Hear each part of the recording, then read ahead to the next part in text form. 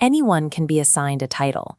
A corner office, a badge, or a crown grants you authority, but loyalty is not a byproduct of office. It has to be manufactured through action. Take King Henry V on the eve of the Battle of Agincourt. His men were sick, starving, and outnumbered 5-1 by a rested French army.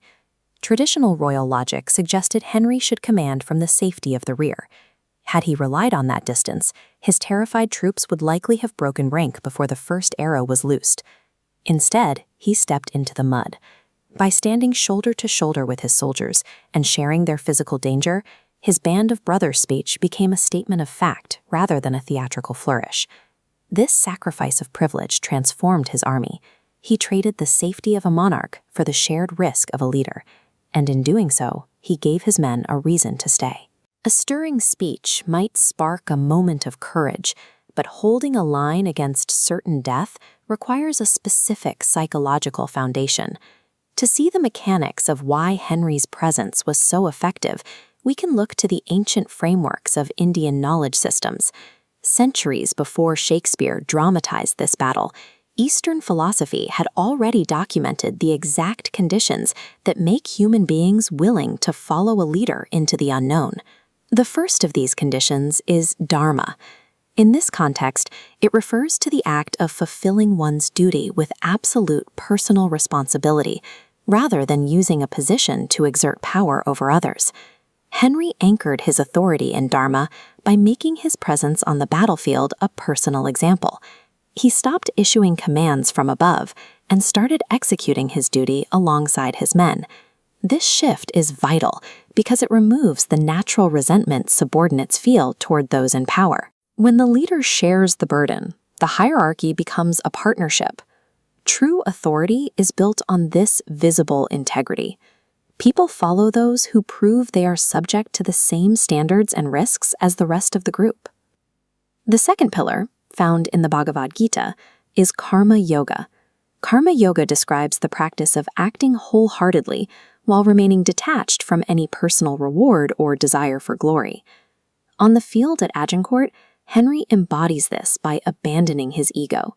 He isn't fighting for his own reputation or the expansion of his personal power. He directs every ounce of his focus outward, dedicating his energy to the survival of his soldiers and the immediate requirements of the mission.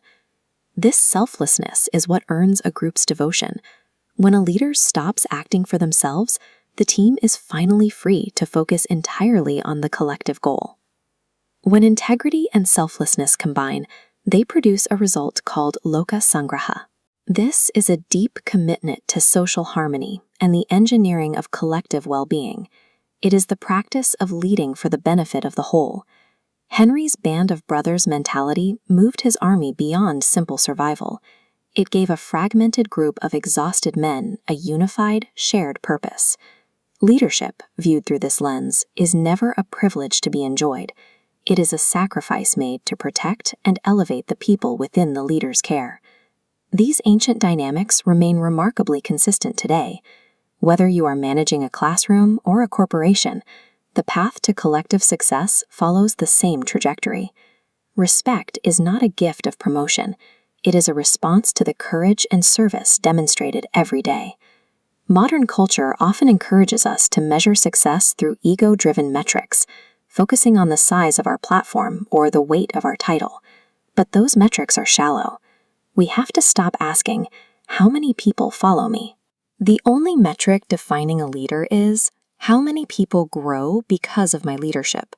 When authority is instead used as a tool for selfless service, it allows a group of ordinary people to unite and achieve things that seemed, only moments before, to be impossible.